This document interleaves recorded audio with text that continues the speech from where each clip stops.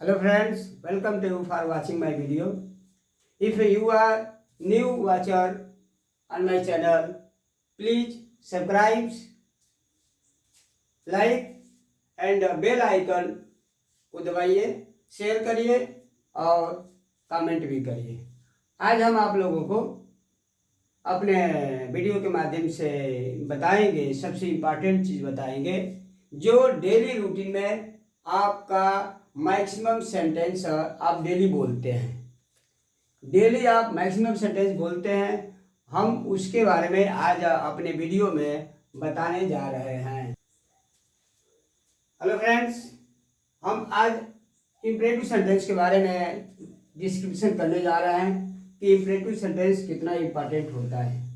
आपको पता है कि डेली रूटीन में इसका बहुत इस्तेमाल होता है। इससे क्या होता है, इम्परेटिव सेंटेंस क्या होता है, किसे कहते हैं? इम्परेटिव सेंटेंस आदेशात्मक सेंटेंस कहते हैं, आदेशात्मक वाक्य कहते हैं। इस वाक्य में, इस सेंटेंस में रिक्वेस्ट, हम किसी को रिक्वेस्ट करते हैं, हम किसी को ऑर्डर भी करते हैं, हम किसी को एडवाइस भी करते हैं और विश करते हैं, और प्रोहिबिशंस, निषेध भी होता है, मना भी होता है। रिक्वेस्ट, जब हमारा किसी से कोई काम है तो हमको उसे रिक्वेस्ट करना ही पड़ता है। हमको उसकी मदद चाहिए, हमको उससे पैसे चाहिए, हमें उसका सामान चाहिए, तो रिक्वेस्ट के माध्यम से हमारा काम बनेगा। रिक्वेस्ट नहीं करेंगे, काम नहीं होगा। बड़े लोग ऑर्डर देते हैं छोटों को, या बड़े उच्च पद के लोग होते हैं, हाई पोस्ट पर रहते हैं, वे लोअर पोस्ट के पर्सन को ऑर्डर देते हैं। तो ऑर्डर देते हैं, एडवाइस भी करते हैं। किसी को कोई एडवाइस करता है, छोटा बड़े को भी एडवाइस कर सकता है, बड़ा छोटे को भी एडवाइस कर सकता है। विश भी होती है, इच्छा भी होती है, मन की इच्छा होती है। प्रोहिबिशन, कुछ ऐसे काम होते हैं जिसको हम मना करते हैं। इसमें जो है आदेश, इसमें सेंटेंस बनाने का रूल यह है कि अगर हम अफर्मेटिव बना रहे हैं तो वर्ब का फर्स्ट फॉर्म पहले रहना चाहिए, उसके बाद ऑब्जेक्ट आना चाहिए, और उसके बाद अगर अदर वर्ड है तो अदर वर्ड आना चाहिए। वर्ब का फर्स्ट फॉर्म, ऑब्जेक्ट और अदर वर्ड। जैसे मैं कहूँ किताब, कृपया किताब दीजिए, कृपया किताब दीजिए। यह एक सेंटेंस है, डेली के रूटीन में आता है, कृपया किताब दीजिए। इसमें कृपया वर्ड आया है, किताब दीजिए, यह हमारा रिक्वेस्ट है। हम प्लीज लगाए, हमारा रिक्वेस्ट है, कृपया किताब दीजिए। प्लीज, प्लीज वाला आप सेंटेंस देख रहे हैं, जिसमें प्लीज आता है, जिसमें कृपया आता है, उसमें पहले ही प्लीज लगा देते हैं, उसके बाद वर्ब का फर्स्ट फॉर्म लगाते हैं और ऑब्जेक्ट लगाते हैं। इसमें कृपया के लिए हम प्लीज लगा देंगे, प्लीज किताब दीजिए, दीजिए किताब, पहले वर्ब लगेगा, ऑब्जेक्ट पहले आता है, वर्ब बाद में आता है। तो हम पहले दीजिए का लिखेंगे, please give a book, please give a book, किताब दीजिए। आपका यह रूल फर्स्ट हुआ। वर्ब लिखेंगे, ऑब्जेक्ट लिखेंगे, अदर वर्ड। देखिए कभी कभी ऐसा नहीं होता है कि वर्ब नहीं रहेगा, वर्ब नहीं रहेगा। जैसे स्कूल जाइए, स्कूल जाइए, स्कूल जाइए में आपका ऑब्जेक्ट नहीं है, अदर वर्ड है। इसमें जाइए का लिखेंगे, गो टू स्कूल, ये आपका हुआ। इस तरह से आपका जरूरी नहीं है कि अदर वर्ड भी आएगा, अदर वर्ड भी नहीं भी आ सकता है, ऑब्जेक्ट भी नहीं आ सकता है, केवल वर्ब आ जाएगा। जैसे एक छोटा सा सेंटेंस है, आइए पढ़िए, लिखिए। इसमें न तो आपका ऑब्जेक्ट आया है और न तो अदर वर्ड आया है, केवल वर्ब आया है। और इसमें इसका काम करने वाला जो होता है, सब्जेक्ट जो होता है, इसमें यू होता है, यू होता है, लेकिन बोला नहीं जाता, यू छिपा रहता है। हम ये नहीं कहते हैं कि आप कृपया आप किताब दीजिए, कृपया तुम स्कूल जाइए, तुम स्कूल जाइए। तुम लगाते नहीं, तुम हिंदी में बोल सकते हैं, तुम हिंदी में बोल सकते हैं, लेकिन इंग्लिश में यू नहीं लगाएंगे।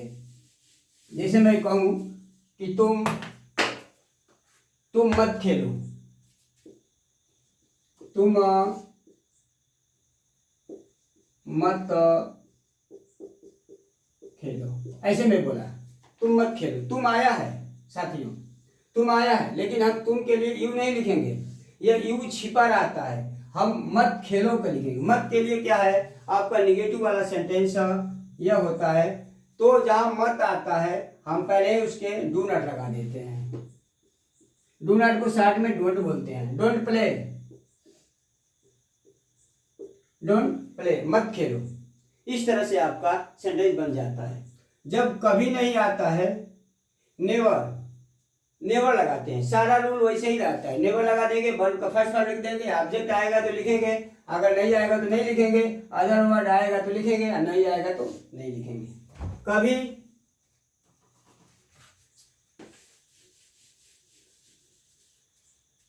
कभी देर से मत जाओ, कभी देर से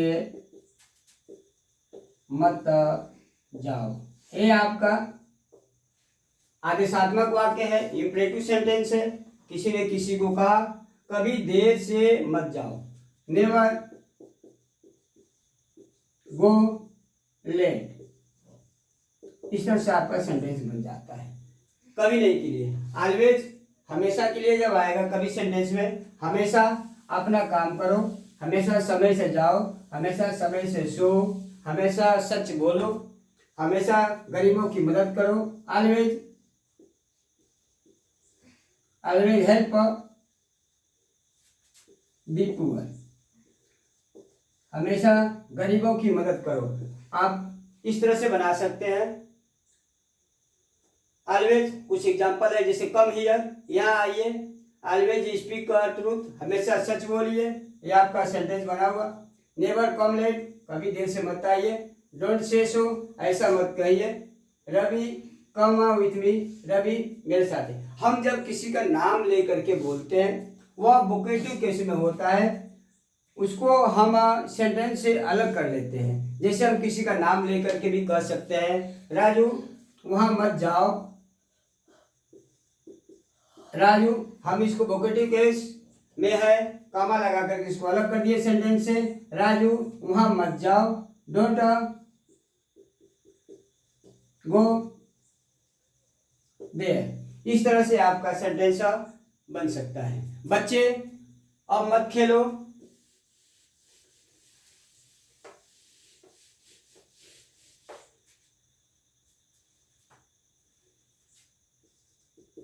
बच्चों अब मत खेलो। यह हमारा सेंटेंस है, यह इंपरेटिव सेंटेंस है, यह ऑर्डर है। बच्चों, हम बच्चों को अलग कर लेंगे। चिल्ड्रन अब मत खेलो, डोंट प्ले नाउ। इस तरह से आप देख रहे हैं कि इंपरेटिव सेंटेंस बनाने के लिए क्या, पहले verb, object, other word. Negative बनाने के लिए do not, verb, object, other word. कभी सेंटेंस में कृपया आ जाता है तो हम प्लीज से स्टार्ट करते हैं, please, verb, object, other word. कभी नहीं आएगा सेंटेंस में तो नेवर, वर्ब, ऑब्जेक्ट और अदर वर्ड। हमेशा आ जाएगा सेंटेंस में वर्ब, ऑब्जेक्ट, अदर वर्ड। और इसमें आपका यू जो होता है, यू हमेशा रहता है। यू बोलेंगे तो हम लिखेंगे नहीं, हिंदी में बोला जा सकता है, तुम वहां मत खेलो, तुम नदी में मत नहाओ, इस तरह से सेंटेंस आएगा, तो यू की अंग्रेजी लिखेंगे नहीं। अब हम बात करते हैं लेट।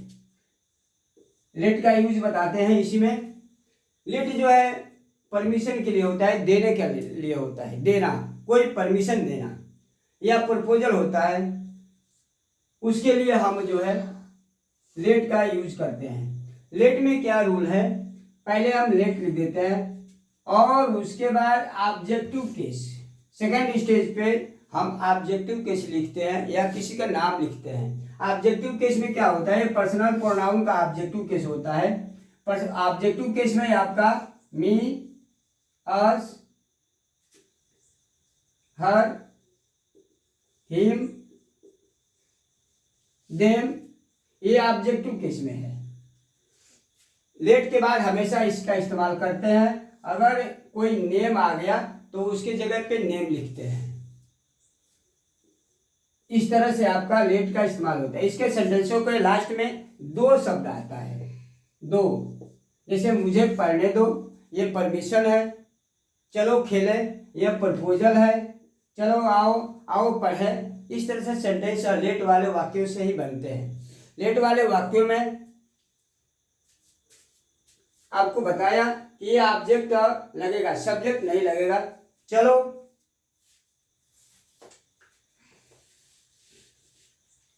चलो, चलो अब खेले, ऐसे सेंटेंसेस। यह प्रपोजल है। चलो के लिए इसमें कोई अंग्रेजी नहीं लगती, बस लेट से स्टार्ट करते हैं। Let us play. इस तरह से आपका सेंटेंस बन जाएगा। अगर इसमें निगेटिव आता है, जैसे राजू को पढ़ने दो, सीता को खाना बनाने दो। Let Sita cook food. Sita को खाना बनाने दो। इस तरह से आपका सेंटेंस बन जाएगा। इसमें अगर निगेटिव भी आता है तो निगेटिव बना देंगे। बच्चों को सड़क पर मत खेलने दो। बच्चों को सड़क पर मत खेलने दो। Don't let the children play on the road.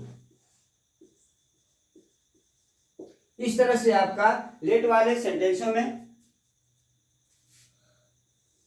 Use कर सकते हैं।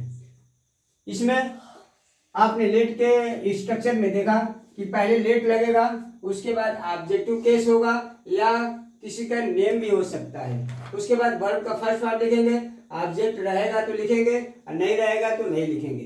तो इस तरह से हम देखते हैं साथियों कि ये हमारा डेली यूज में इंपरेटिव सेंटेंस को का इस्तेमाल करते हैं। और आपको इसके अभ्यास से, इसके जानने से आप जो है छोटे छोटे सेंटेंसों को बोलना स्टार्ट करेंगे, ताकि आपका जो इंग्लिश फ्लुएंसी है, जो स्पीकिंग पावर है, वो आपका बढ़ेगा। तो इस तरह से साथियों मेरे चैनल को सब्सक्राइब करना मत भूलिएगा। लाइक जरूर करिए, बेल आइकन को दबाइए और कमेंट भी करिए और शेयर भी करिए, ताकि ये जो आप इतना करेंगे, आप हमारे चैनल से डायरेक्ट जुड़ जाएंगे। आपको किसी चीज़ की परेशानी नहीं होगी। आप हमारे वीडियो के माध्यम से, हमारे चैनल के माध्यम से ग्रामर का सभी पोर्शन, टेक्स्ट बुक का सभी पोर्शन आपको समझ में आ जाएगा। इसी के साथ थैंक यू वेरी मच।